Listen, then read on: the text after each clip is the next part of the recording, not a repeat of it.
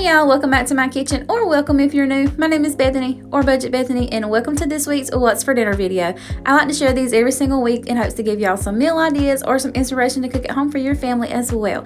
Today's video is in collaboration with Sammy from Managing the Maze, so after you get through watching my video, head on over to her channel and check her out as well, and I'll have everything linked down below in my description box for you to easily access it.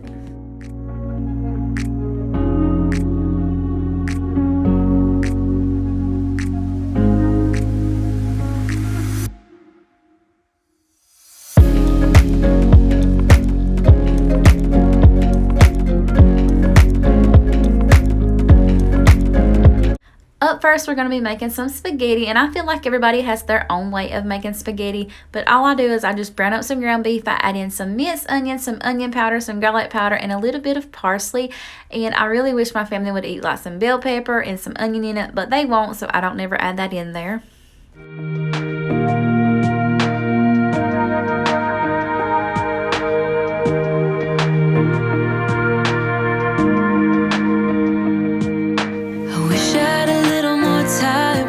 Baby. Okay, so for the cooking of my spaghetti pasta or spaghetti noodles, I just add in some olive oil into a pot with some water, and I also add in some salt. I just bring that to a boil. Once it gets to a boil, I'll crack in my spaghetti noodles, and then for the ground beef, I drain off all the grease once it gets all browned up, and then I'm going to add that back into the pot, and then I'm going to pour in my spaghetti sauce and just kind of let that simmer on low until the pasta gets through cooking. And I knew it wouldn't last when tears streamed down my face. My mama said, all the nights that end in heartbreak gonna pay off someday, and the pain that you're feeling gradually fades away, 'cause I'm growing up, falling in love, giving your all might not be enough. Just trust your head and your heart, that's what my mama said. I wish I could freeze this moment, just never let it end. Walking through the Then in our house, you can't have spaghetti without Texas toast and some corn on the cob, so I'm just going to throw the corn in the cob in a pot with some water and bring that to a boil until the corn gets good and soft. Then for the toast, I'm just going to throw that on a baking sheet and put that in the oven and cook it by the directions on the back of the box. weeks and months and years they pass. Then once my noodles get through cooking, I just add them into the pot or the pan with my spaghetti sauce and my ground beef, and I just mix it up really good. All the nights that end in heartbreak gonna pay off someday, and the pain that you're feeling gradually fades away, 'cause I'm growing up, falling in love, giving your all might not be enough. Just trust your head and your heart, that's what my mama said. Weeks and months and years they passed, but then I found something I knew would last. Then on the next night, we had a good old barbecue potato, and to make the barbecue, I just smoked a Boston butt, and right here it is with the seasonings and everything that I'm going to be using. And I know y'all always like to know what kind of seasonings I'm using. I'm going to use some garlic powder, some onion powder, some Grill Mates Applewood seasoning, and some Coggles Low and Slow barbecue, and some paprika. So I just rub that on there, make sure I get it good and coated, and then we're going to pop that on our grill and grill it. I think we grilled it for around 4 hours on 350 degrees, and it will just shred up perfectly.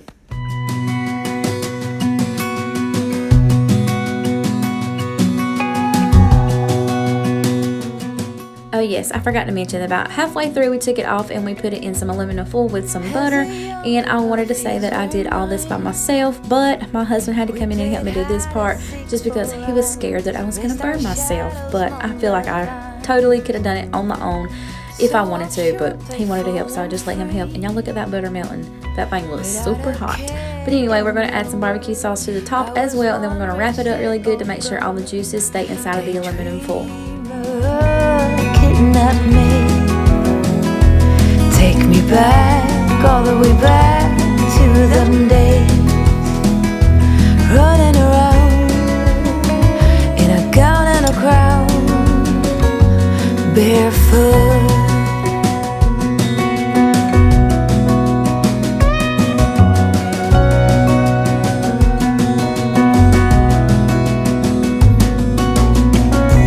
No mistake ever kept me alive.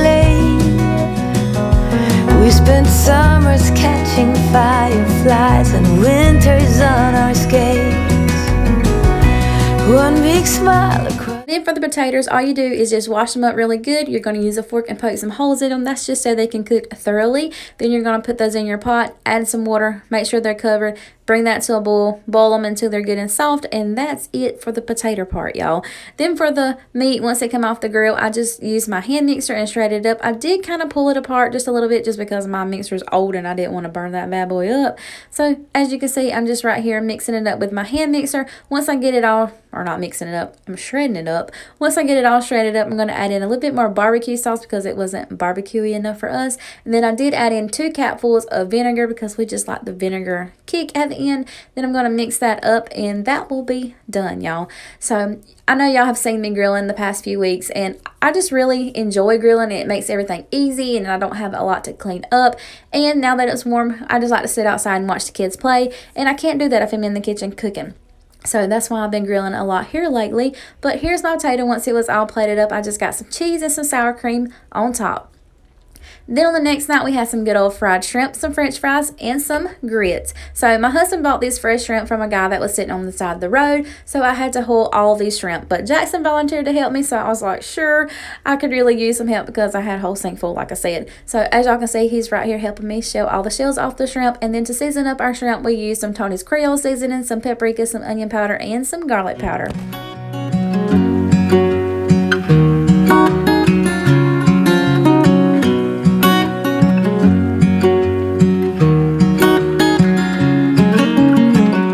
What's it like to be the one that he turns to when he's out of answers? What's it like to be the one that he comes to when he wants to dance? And I wonder what's that like?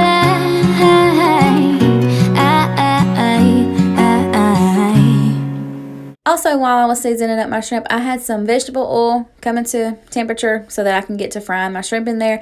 And my husband mentioned that I could use some buttermilk and some flour to flour up my shrimp. But y'all, I do not recommend you trying that because I gave it a try, but I opted to using my original way that I was taught, that my nanny taught me to do it, and it works every time. It never fails.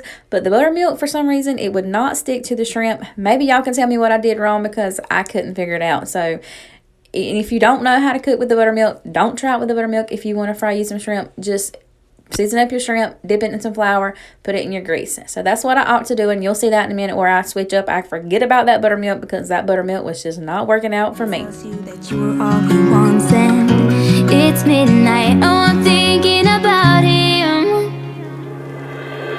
I have got him on my mind, but he doesn't know my name and I'm running out of time. I wish you felt the same. And then here's everything once it was all plated up together, y'all. And I just used the Jim Dandy grits, and they're like the quick 5-minute grits. So I didn't feel like I needed to share that because you just cook those by the direction on the package.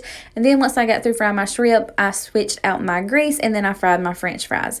Then on the next night, we had some good old steamed cabbage, y'all. And I said it like that because I could not get enough of this cabbage. So I got these Jamestown brown bacon end pieces at my local Piggly Wiggly on a coupon thing that I do. If you watch my grocery hauls, you know what I'm talking about. So I just put that in the bottom of my pan, and I let that bacon cook up while I cut up my cabbage. And y'all, I'm not a professional cutter. I don't really know how to use knives, but I'm just doing the best I can over here. So anyway, I'm going to cut this cabbage up really good, and then we're going to throw it in the pot with our bacon.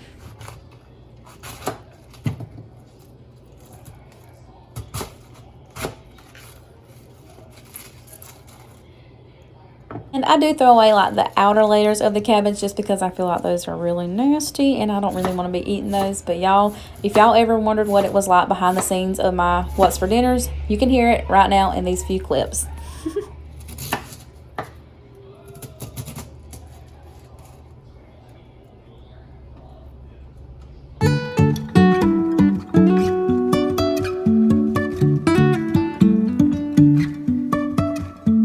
Life is a winding road, no telling where it goes.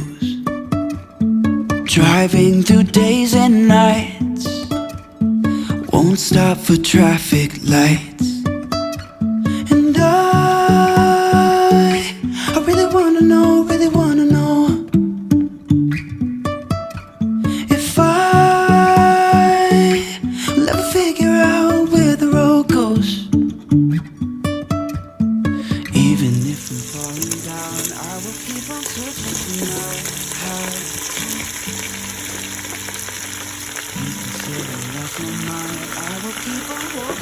head high. Even the sky is falling down.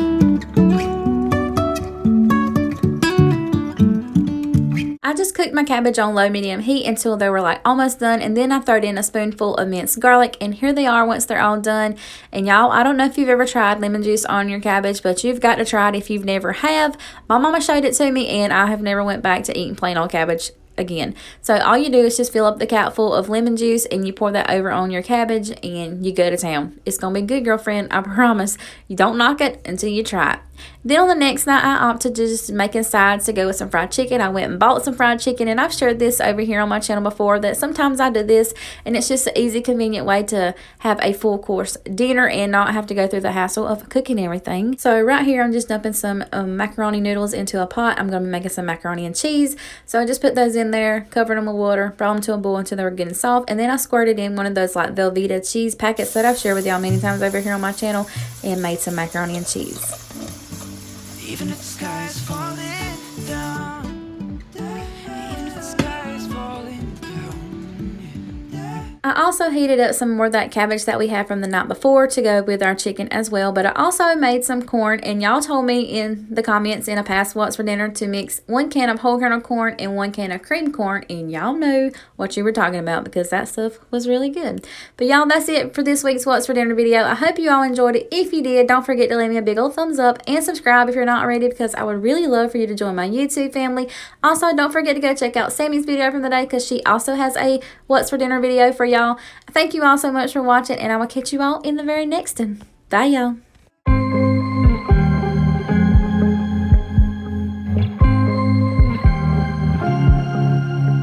I was at the wrong place at the right time, 'cause suddenly there you were with those bright blue eyes. We were conversing under the night sky when you took my hand, said let's leave now. Don't wanna be shy, I